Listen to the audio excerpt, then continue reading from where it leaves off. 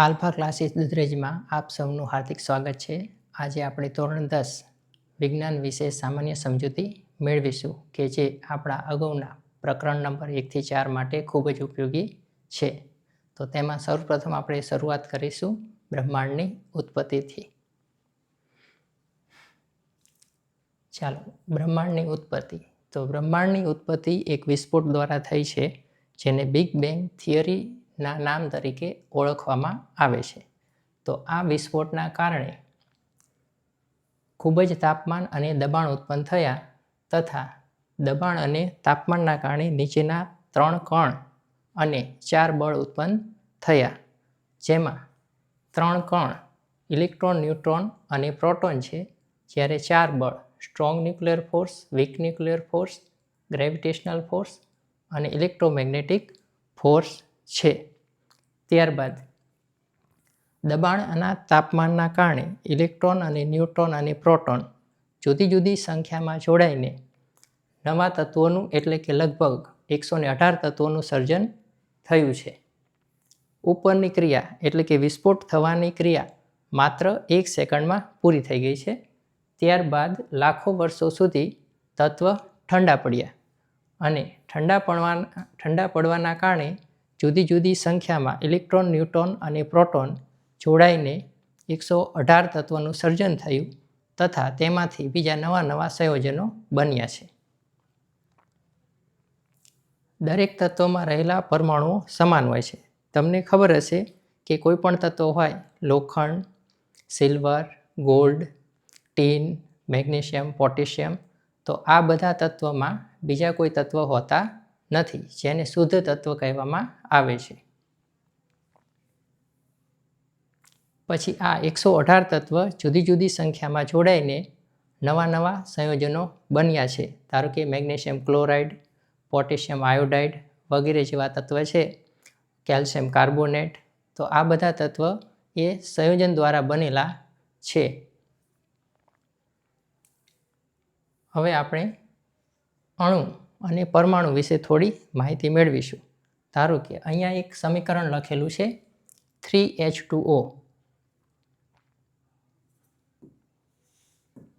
3H2O. તો આમાં જે 3 છે, 3 છે, એ અણુની સંખ્યા દર્શાવે છે, જ્યારે આ 2 હાઇડ્રોજનની સંખ્યા દર્શાવે છે અને અહીંયા કંઈ નથી છતાં પણ એક હોય છે જે ઓક્સિજનની સંખ્યા દર્શાવે છે. તો એનો મતલબ એવો થયો, જ્યારે અણુની સંખ્યા પૂછવામાં આવશે ત્યારે આપણે માત્ર ને માત્ર આગલી સંખ્યાને ધ્યાનમાં લઈશું અને જ્યારે આપણે પરમાણુની સંખ્યા ગોતવાની હોય છે ત્યારે આપણે દરેક તત્વ કેટલા છે તેની ગણતરી કરી અને તેનો સરવાળો કરીશું. તો હાઇડ્રોજન, તો 3H2, 3 દુ 6, તો હાઇડ્રોજન છે 6 અને ઓક્સિજન છે 3 એકા 3, તો ઓક્સિજન છે 3. તો ટોટલ પરમાણુની કુલ પરમાણુની સંખ્યા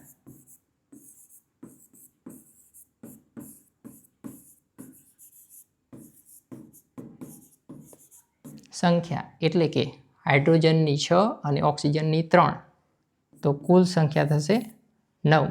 તો જ્યારે પણ સમીકરણમાં તમે આગળ સંખ્યા જોવો છો, નીચે સંખ્યા જોવો છો, તો તેનું ખાસ ધ્યાન રાખવાનું. આ છે તે પરમાણુની સંખ્યા દર્શાવે છે, જ્યારે આગળની સંખ્યા તે અણુની સંખ્યા દર્શાવે છે. અણુ અને પરમાણુ બંને અલગ છે.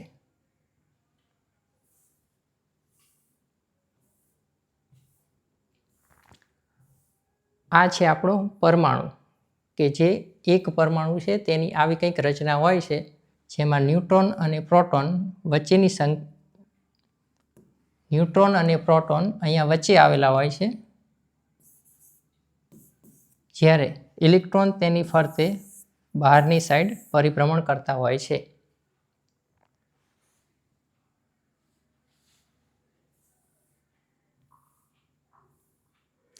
ચાલો, પરમાણુની સંખ્યા વિશે આપણે જાણી લીધું છે. હવે આપણે પરમાણુની રચના વિશે થોડી માહિતી મેળવીશું. તો પરમાણુના કેન્દ્રમાં ન્યુટ્રોન અને પ્રોટોન આવેલા હોય છે, જ્યારે પરમાણુની બહાર ઇલેક્ટ્રોન પરિભ્રમણ કરતા હોય છે અને આ ઇલેક્ટ્રોન એટલે કે પરમાણુની 4 કક્ષા હોય છે અને ચારે 4 કક્ષામાં જુદી જુદી સંખ્યામાં ઇલેક્ટ્રોન પરિભ્રમણ કરતા હોય છે. તો ચારે 4 કક્ષાના નામ છે કે, એલ, એમ અને એન. તો પરમાણુની 4 કક્ષા આવે છે, તેમાં પહેલી કક્ષાનું નામ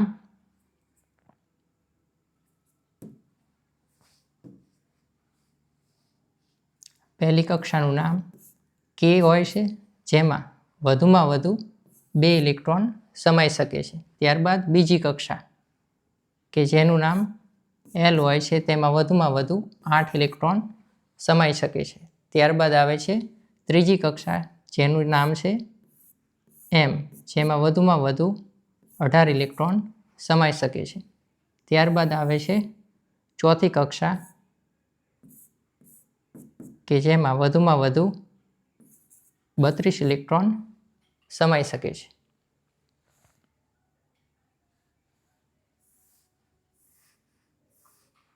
ચાલો હવે આપણે બ્રહ્માંડ વિશે એટલે કે આપણી પૃથ્વી સહિત પૂરા બ્રહ્માંડ વિશે થોડી વાત સમજીશું. તેમાં બ્રહ્માંડ પદાર્થનો બનેલો હોય છે. દરેક પદાર્થ અણુનો બનેલો હોય છે, દરેક અણુ પરમાણુનો બનેલો હોય છે અને પરમાણુ ઇલેક્ટ્રોન, ન્યુટ્રોન અને પ્રોટોનનો બનેલો હોય છે, જે આપણે ઉપર હાલમાં અભ્યાસ કર્યો. પરમાણુના કેન્દ્રમાં પ્રોટોન અને ન્યુટ્રોન આવેલા હોય છે, જ્યારે ઇલેક્ટ્રોન તેની ફરતે પરિભ્રમણ કરી રહ્યા હોય છે, કેન્દ્રની ફરતે પરિભ્રમણ કરી રહ્યા હોય છે. પરમાણુની કુલ 4 કક્ષા આવેલી હોય છે.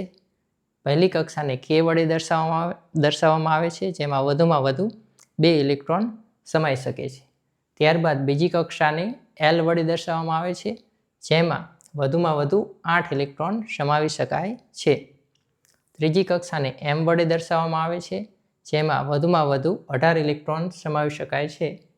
ત્યારબાદ ચોથી કક્ષાને એન વડે દર્શાવવામાં આવે છે, જેમાં વધુમાં વધુ 32 ઇલેક્ટ્રોન સમાવી શકાય છે.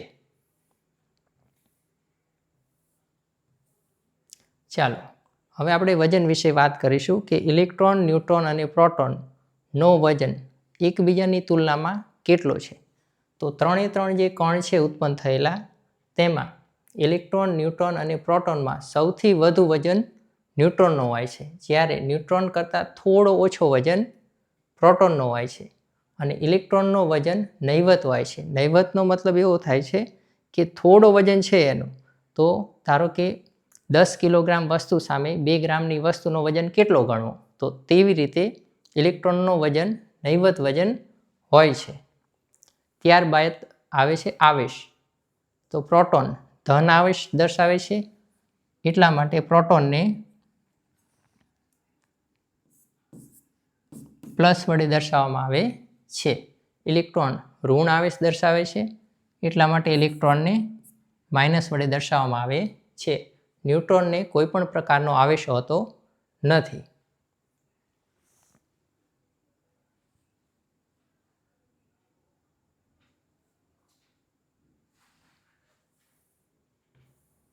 ચાલો ત્યારબાદ 9મા ધોરણમાં આપણે થોડા પ્રશ્ન અને એના જવાબ શીખી ગયા છીએ, જેમાં છે પરમાણુ ક્રમાંક.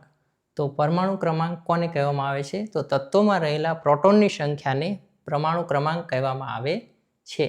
તો પરમાણુમાં રહેલા પ્રોટોન અને ન્યુટ્રોનના વજનની સંખ્યાને દળ ક્રમાંક કહેવામાં આવે છે.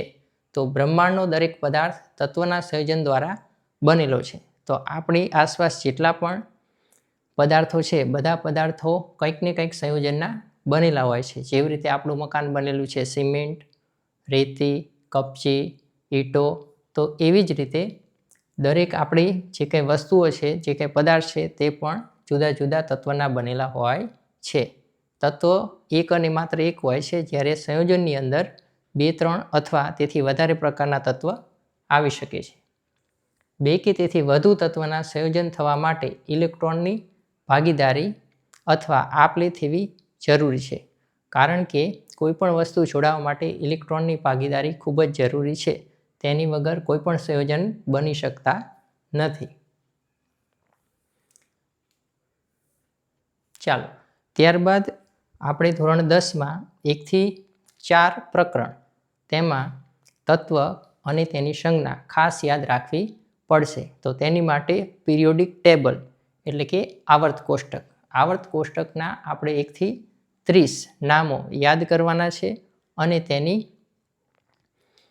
સંજ્ઞાઓને પણ આપણે યાદ કરીશું. તો તે યાદ કરવા માટે આપણી પાસે એક સૂત્ર છે. તે સૂત્ર કંઈક આવું છે: હા હેલી બેબો કાના ઓફ નિસામે એસી ફાસ્કલો આપો કે સ્કેટી વેક્રોમેલો કોની કોસ. આ તત્વને લાઇનમાં યાદ રાખવા માટેની ચાવી છે. તો આ ચાવીને તમારે વારંવાર વાંચીને યાદ કરી લેવાની રહેશે. પછી તેની પછી ચાવી ઉપરથી તમે કયો તત્વનો કેટલામો નંબર છે તે સામાન્ય રીતે આસાનીથી સમજી શકશો અને ગોતી શકશો. આ એટલે હાઇડ્રોજન, હી એટલે હિલિયમ, લી એટલે લિથિયમ, બે એટલે બેરોન, બે એટલે બેરેલિયમ, બો એટલે boron, carbon, nitrogen, oxygen, fluorine, neon, sodium, magnesium, aluminium, silicon, phosphorus, sulphur, chlorine, argon, potassium, calcium, scandium, titanium, vanadium, chromium, manganese, લોખંડ, કોબાલ્ટ, નિકલ, કોપર અને ઝિંક. તો આ 1 થી 18 તત્વ છે અને તેની સંજ્ઞા આપણે નીચે મુજબ જોઈશું. ચાલો, રાસાયણિક વિજ્ઞાનના અણુસૂત્રનું કોષ્ટક. તો તમારે દરેક વ્યક્તિએ આ કોષ્ટકમાં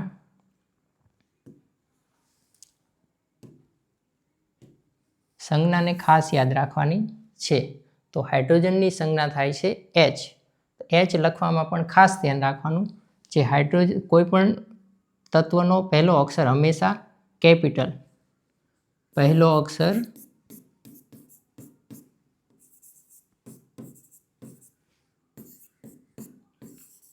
કેપિટલ કરવો ફરજિયાત.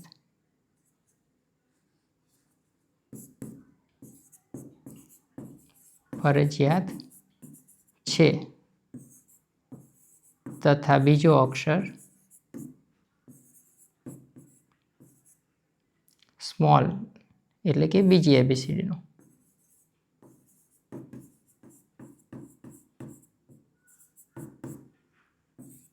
કરવો.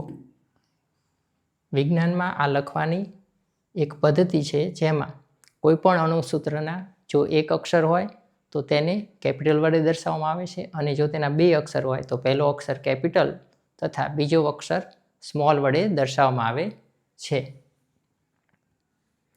તો આ બધી સંજ્ઞા તમારે ખાસ યાદ કરી લેવાની છે. હાઇડ્રોજનનો H, હિલિયમ માટે He, લિથિયમ માટે Li, બેરિલિયમ માટે Be, બોરોન માટે B, કાર્બન માટે C, નાઇટ્રોજન માટે N, ઓક્સિજન માટે O, ફ્લોરિન માટે F, નિયોન માટે Ne, સોડિયમ માટે Na, magnesium Mg, aluminium Al, silicon Si, phosphorus P, sulphur S અને ફ્લોરિન F.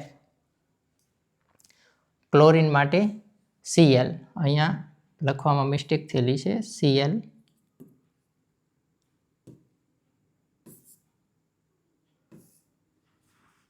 ક્લોરિન માટે Cl છે. અને આ બાજુમાં તમને સૂત્ર આપેલું છે. તો સૂત્ર મુજબ તમારે હરેક તત્વનું નામ અને તેની સંજ્ઞા જોતું જવાનું છે.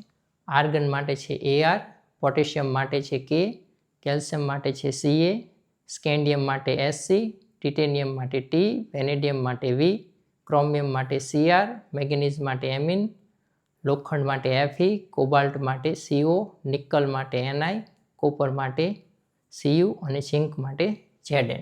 તો આ બધી સંજ્ઞા તમારે યાદ કરી લેવાની છે. યાદ કરવા માટે આપણી પાસે એક નાનું એવું સૂત્ર છે. જે સૂત્ર હા હેલી બેબોકાના ઓફ નિસામે એસી ફાસ્કલો આપો કે સ્કેટી વેક્રોમેલો કોની કોસ. તો આવી રીતે તમારે વારંવાર બોલવાનું છે. તો આ સૂત્ર તમને યાદ રહી જશે અને આ સૂત્રના ઉપરથી તમે તેની સંજ્ઞાઓને પણ યાદ કરી શકશો. અને ખાસ ધ્યાન રાખવાનું કે સંજ્ઞાઓને પહેલો અક્ષર કેપિટલ અને બીજો અક્ષર સ્મોલ ખાસ તે રીતે જ લખવાનું રહેશે. ચાલો, ત્યારબાદ ધોરણ 10માં તમારે 1 થી 4 પ્રકરણની અંદર આટલી સંજ્ઞાઓ જે હશે તે યાદ રાખવાની રહેશે. જેમાં ગેલિયમ એટલે Ga, જર્મેનિયમ એટલે Ge, arsenic As, bromine Br, krypton Kr, silver Ag, antimony Sb, ટેલ્યુરિયમ એટલે Te, આયોડિન એટલે I, ઝેનોન એટલે Xe, બેરિયમ એટલે Ba, ટંગસ્ટન એટલે W, ઓસ્મિયમ એટલે Os, ઓરમ એટલે Au, મર્ક્યુરી એટલે Hg, લીડ એટલે Pb. બિસ્મિથ માટે Bi, પોલોનિયમ માટે Po, સેલેનિયમ માટે Se, રેડોન માટે Rn, ફ્રાન્સિયમ માટે Fr અને એસ્ટેટાઇન માટે At. તો આટલી સંજ્ઞાઓ જે છે તેના નંબર નથી, પણ તેના જુદી જુદી જગ્યાએ પરમાણુ ક્રમાંક મુજબ તેની સંજ્ઞાઓ આપેલી છે, એટલા માટે આને અલગથી આપણે લખેલા છે. આ એકદમ ક્રમમાં બધી સંજ્ઞાઓ નથી. ત્યારબાદ હવે ધારો કે આપણે સંજ્ઞા યાદ કરી લીધી છે, એક સંજ્ઞાને આપણે યાદ કરી લીધી છે. તો આ જ એક સંજ્ઞા ઉપરથી આપણે બીજા સંયોજન બનાવશું. તો એ સંયોજન કેવી રીતે બને છે, તેના નામકરણ કેવી રીતે થાય છે, એ હવે આપણે આગળ જોઈશું. તો નામકરણ કરવા માટે તમારે ખાસ ધ્યાન રાખવાનું છે કે જ્યારે કોઈ તત્વ બીજા તત્વ સાથે જોડાય છે તો શું થાય છે. તો જો ફ્લોરિન હોય તો જોડાયા પછી એનું નામ ફ્લોરાઇડ બની જાય છે. ધારો કે અહીંયા લખેલું છે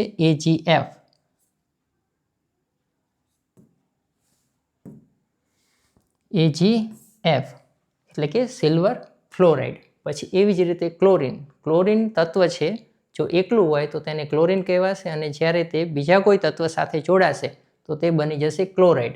ધારો કે તે ક્લોરિન સિલ્વર સાથે જોડાય તો તે બની જાય છે સિલ્વર ક્લોરાઇડ. બરાબર છે. તેવી જ રીતે બ્રોમિન જોડાઈને બને છે બ્રોમાઇડ. તો AgBr એટલે સિલ્વર બ્રોમાઇડ.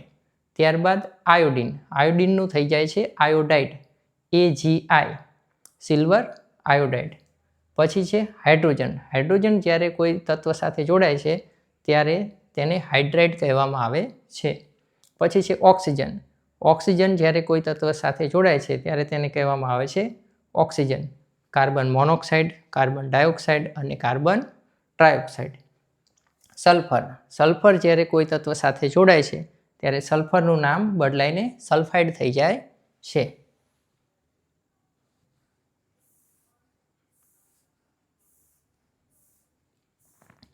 ચાલો, તત્વ તેની સંખ્યા પ્રમાણે નામકરણ.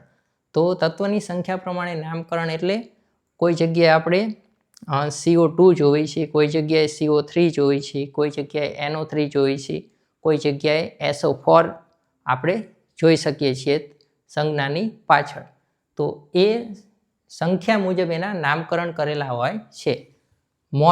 તો જ્યારે પણ મોનો એક તત્વ હોય ત્યારે તેને કહેવાય છે મોનો. ધારો કે કાર્બન મોનોક્સાઇડ, તો CO. હમણાં આપણે પહેલાં આપણે યાદ કરેલું હતું કે ભાઈ કોઈ પણ સંયોજન હોય છે તો તેમાં 2 અથવા વધારે તત્વ હોય છે. તો આ નામકરણ કેવી રીતે થશે? તો આ નામકરણ કરવા માટે આપણે સિમ્પલ જે પહેલાં આપણે સંજ્ઞાઓ યાદ કરી છે 1 થી 118, તો એ સંજ્ઞાઓ મુજબ કાર્બન માટે C અને મોનોક્સાઇડ, મોનો એટલે એક,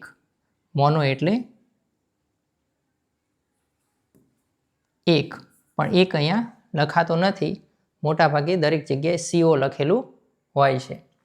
તો કાર્બન એટલે C, મોનો એટલે એક અને ઓક્સાઇડ એટલે O. તો આ સંજ્ઞા બને છે કેવી રીતે, આ સંયોજન કેવી રીતે બને છે? તો કાર્બન મોનોક્સાઇડ. બરાબર છે. તો એવી જ રીતે ડાયો એટલે આપણે સમજવાનું છે 2. જ્યાં 2 હોય ત્યાં આપણે ડાયોથી શરૂઆત કરીશું. ધારો કે અહીંયા લખેલું છે CO2. તો કાર્બન ડાયોક્સાઇડ, કાર્બન એટલે C, ડાય એટલે 2 અને ઓક્સાઇડ એટલે O. પછી ત્યારબાદ છે 3, ટ્રાયો, ટ્રેટ અથવા ટ્રાય. આ 3માંથી એક શબ્દ આપણે વાપરશું જ્યારે 3 તત્વ આપેલા હોય. તો કાર્બન ટ્રાયોક્સાઇડ, તો કાર્બનનો C, ટ્રાય એટલે 3 અને ઓક્સાઇડ એટલે O. તો આને કહેવામાં આવે છે કાર્બન ટ્રાયઓક્સાઇડ. આનું બીજું પણ એક નામ છે, તે તમારે ધોરણ 10માં ખાસ યાદ રાખવાનું છે, જેને કહેવામાં આવે છે કાર્બોનેટ. ચાલો પછી બીજા થોડા તત્વ છે જેની તમારે નામ યાદ કરવું પડશે.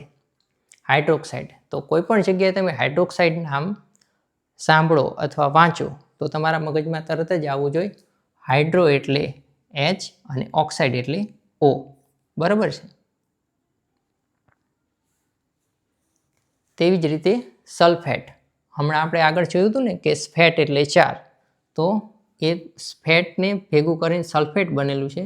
તો સલ્ફેટ SO4 આ ખાસ તમારે યાદ રાખવાનું છે. ફોસ્ફેટ એટલે PO4 અને ત્યારબાદ નાઇટ્રેટ એટલે NO3.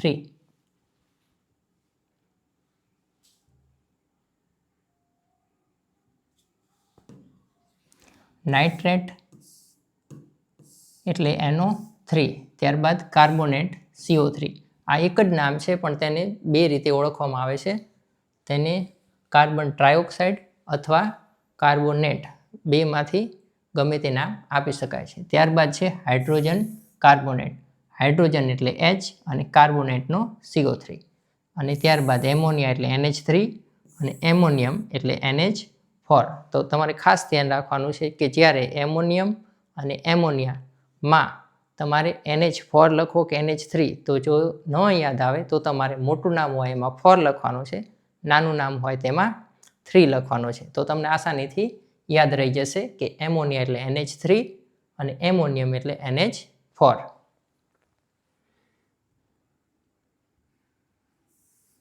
ચાલો હવે આપણે વિજ્ઞાન વિશે થોડી માહિતી મેળવીશું કે હકીકતમાં વિજ્ઞાન એટલે શું. તો સામાન્ય સંજોગોમાં વિજ્ઞાન એટલે સાબિતી, કે વી એટલે કરવું અને જ્ઞાન એટલે સાબિતી. તો વિજ્ઞાનનો અર્થ થાય છે સાબિત કરવું. તો દરેક વસ્તુ જે કંઈ આજ સુધી બનેલી છે તે બધી સાબિતી દ્વારા બનેલી છે. જેટલા પણ સંશોધન થયેલા છે તે સાબિતી દ્વારા સંશોધન થયેલા છે. તો વિજ્ઞાન એટલે સાબિતી તેવું આપણે સમજવાનું છે. ત્યારબાદ છે રાસાયણિક વિજ્ઞાન. તો રાસાયણિક વિજ્ઞાન એટલે ન દેખાય તેવી સાબિતી. કેવી રીતે ન દેખાય તેવી સાબિતી? તો જે આપણે ઉપર આપણે ભણ્યા છીએ ઇલેક્ટ્રોન, ન્યુટ્રોન, પ્રોટોન. તો આ ઇલેક્ટ્રોન, ન્યુટ્રોન, પ્રોટોન આપણને દેખાતા નથી, પણ પ્રયોગો દ્વારા એની સાબિતી કરવામાં આવેલી છે. તો ન દેખાય તેવી સાબિતી હોય તેને આપણે શેમાં ભણીશું? રસાયણ વિજ્ઞાનમાં. ત્યારબાદ ભૌતિક વિજ્ઞાન. ભૌતિક એટલે કે આ દુનિયાનું, બરાબર છે. ભૌતિક એટલે આપણી આજુબાજુનું. તો તમે સમજો કે જે પણ વસ્તુ આપણને દેખાય છે તે બધી ભૌતિક વિજ્ઞાનમાં આપણે ભણશું. ધારો કે પ્રકાશ જે આવે છે, બરાબર, તો આપણને દેખાય છે. પંખો ફરે છે તે આપણને દેખાય છે. વિમાન ઉડે છે તે આપણને દેખાય છે. તો આ બધી જ પ્રકારની ગતિઓને આપણે ભૌતિક વિજ્ઞાનમાં ભણીશું. ત્યારબાદ છે જીવ વિજ્ઞાન. તો જીવ વિજ્ઞાન એટલે સજીવોનો અભ્યાસ. તો જીવ વિજ્ઞાનમાં જે કંઈ સજીવ છે, પ્રાણી સૃષ્ટિ અને વનસ્પતિ સૃષ્ટિ, તેનો આપણે અભ્યાસ કરીશું. ચાલો, સામાન્ય તાપમાને 11 તત્વ વાયુ સ્વરૂપે હોય છે. ચાલો, પદાર્થની જુદી જુદી અવસ્થામાં અણુઓની સંખ્યા. હકીકતમાં પદાર્થની અવસ્થાઓ 5 છે, જેમાં ઘન, પ્રવાહી, વાયુ, બોઝ, આઇન્સ્ટાઇન, કન્ડક્શન અને પ્લાઝ્મા. 5 પ્રકારની પદાર્થની અવસ્થા છે. તેમાં ઘન, પ્રવાહી અને વાયુમાં અણુઓની સંખ્યા. તો વાયુમાં અણુઓની સંખ્યા એકદમ ઓછી હોય છે, જ્યારે પ્રવાહીમાં અણુઓની સંખ્યા તેનાથી વધારે હોય છે.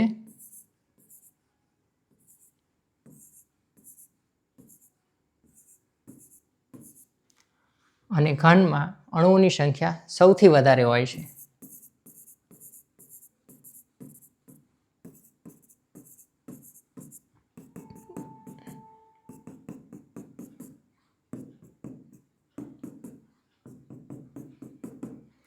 તો ઘન, પ્રવાહી અને વાયુ. તો વાયુમાં અણુઓ ખૂબ જ એકબીજાથી દૂર હોય છે, તેટલા માટે વાયુની આરપાર આપણે હાથ અને વસ્તુઓ લઈ જઈ શકીએ છીએ. પાણીમાં અણુઓની જગ્યા બહુ ઓછી હોય છે, ઓછી જગ્યામાં ઝાઝા અણુ હોય છે, માટે આપણે હાથને પાણીમાંથી કાઢતા સમયે થોડી તાકાત કરવી પડે છે. જ્યારે ઘન સ્વરૂપમાં અણુઓની સંખ્યા એકદમ વધારે હોય છે કે જેની વચ્ચેથી આપણે કોઈ વસ્તુ કાઢી શકતા નથી. ચાલો, ત્યારબાદ આપણે સમજીશું પરમાણ્વીયતા, કે કયા તત્વમાં કેટલા પરમાણુ હોય છે. પરમાણ્વીયતા એટલે શું, કે ભાઈ કોઈ તત્વ બનેલો છે તો એ કેટલા પરમાણુ દ્વારા બનેલો છે તેને કહેવામાં આવે છે પરમાણ્વીયતા. ધારો કે હાઇડ્રોજનને આપણે લખીશું H2, ઓક્સિજનને લખીશું O2. તો આનું કારણ શું છે? કારણ એ છે કે હાઇડ્રોજનનો પરમાણુ ક્રમાંક છે 1, તેની અંદર પ્રોટોનની સંખ્યા 1 છે, ઇલેક્ટ્રોનની સંખ્યા 1 છે. હવે જ્યારે આ એક ઇલેક્ટ્રોન છે તેને પોતાની કક્ષા પૂર્ણ કરવી હોય તો તેને બીજો એક ઇલેક્ટ્રોન જોઈએ છે, તો તે પોતાનો જ એક અણુ બીજો H ની સાથે સંયોજન બનાવીને H2 એટલે કે હાઇડ્રોજન વાયુની રચના કરે છે. તેવી જ રીતે ઓક્સિજન O2 ની રચના કરે છે. પછી દ્વિપરમાણ્ય પછી એક પરમાણ્ય. તો એક પરમાણ્યની અંદર હિલિયમ, નિયોન, આર્ગન, ક્રિપ્ટોન અને રેડોન જેવા નોબલ ગેસનો સમાવેશ થાય છે. કેમ નોબલ ગેસનો સમાવેશ થાય છે? કારણ કે તેની બાહ્ય કક્ષા સંપૂર્ણ ઇલેક્ટ્રોનથી ભરેલી હોય છે. ધારો કે હિલિયમનો નંબર છે 2, તેમાં 2 ઇલેક્ટ્રોન આવેલા હોય છે, તો તેની કક્ષા પહેલી કક્ષા 2 ઇલેક્ટ્રોનથી સંપૂર્ણપણે ભરેલી છે, માટે તેને કોઈ નવા તત્વની નવા ઇલેક્ટ્રોન મેળવવાની જરૂર નથી અથવા પોતાના ઇલેક્ટ્રોન આપવાની પણ જરૂર નથી, માટે તે હિલિયમ કોઈપણ પ્રકારના સંયોજન બનાવશે નહીં. ત્યારબાદ છે નિયોન. નિયોન પણ એક પરમાણ્ય છે. એક પરમાણ્ય એટલે Ne. આમાં 2 એવું લાગતું નથી. ન લાગવાનું કારણ કે આ Ne એકલો જ છે પોતે, એટલા માટે. અને બીજા કોઈ અણુ પોતાનો જ અણુ પોતાની સાથે નથી જોડાતો, એનું પણ કારણ છે શું? નિયોનનો નંબર છે 10. તો 10 નંબર એટલે કે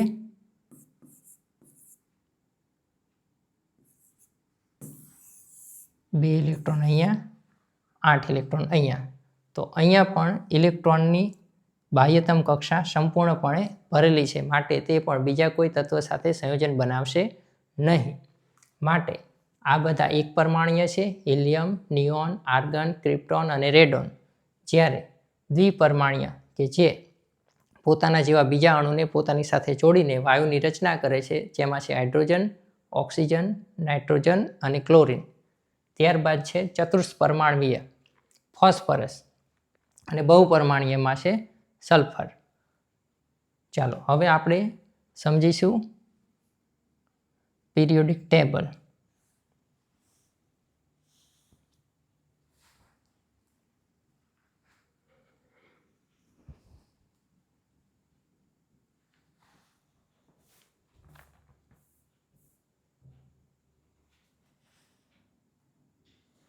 ચાલો, આ છે પિરિયોડિક ટેબલ, જે હમણાં આપણે યાદ કરવાનો પ્રયત્ન કર્યો હતો તે. તો અહીંયા થોડા તત્વ લખેલા છે: હાઇડ્રોજન, હિલિયમ, લિથિયમ, બેરિલિયમ. તો આ જે પહેલી લાઈન છે આને કહેવાય છે 1, આને 2, 3, 4, 5, 6, 7, 8, 9, 10, 11, 12, 13, 14, 15, 16, 17 અને 18. તો તમારે પહેલા પ્રકરણની અંદર પ્રશ્ન ભણવાના આવશે કે પહેલા સમૂહ, આવર્ત કોષ્ટકમાં પહેલા સમૂહનું નામ શું છે? તો પહેલા સમૂહનું નામ છે આલ્કલી ધાતુ. પછી તમારે બીજો પ્રશ્ન આવશે કે આવર્ત કોષ્ટકમાં બીજા સમૂહનું નામ શું છે? તો તમારે તેમાં લખવાનું છે આલ્કલી અર્થ મેટલ. આલ્કલી અર્થ મેટલ એટલે અર્થ એટલે જમીન. તો જમીનમાંથી જે કંઈ તત્વ આપણને મળે છે તે આ બધા છે, માટે તેનું નામ આપવામાં આવેલું છે આલ્કલી અર્થ મેટલ. અને અહીંયા છે આલ્કલી ધાતુ. આનું નામ આલ્કલી એટલા માટે આપવામાં આવેલું છે કે જે ધાતુ પાણીમાં દ્રાવ્ય હોય તેવી ધાતુને આલ્કલી ધાતુ કહેવામાં આવે છે. તો આ પહેલી લાઈનના બધા તત્વ પાણીમાં દ્રાવ્ય હોય છે, માટે આ સમૂહનું નામ આલ્કલી ધાતુ રાખવામાં આવેલું છે. ત્યારબાદ આવે છે સમૂહ 17. સમૂહ 17નું નામ હેલોજન રાખવામાં આવેલું છે. હેલોજન ખૂબ જ સક્રિય હોય છે. Fluorine, chlorine, bromine, iodine, astatine, tennessine. તો આ જે ઊભી લાઈન છે આનું નામ છે હેલોજન. ત્યારબાદ છે છેલ્લું 18મો સમૂહ. તમારે પ્રશ્ન આવશે કે 18મા સમૂહ, આવર્ત કોષ્ટકમાં 18મા સમૂહનું નામ શું છે? તો તમારે તેમાં લખવાનું છે નોબલ ગેસ.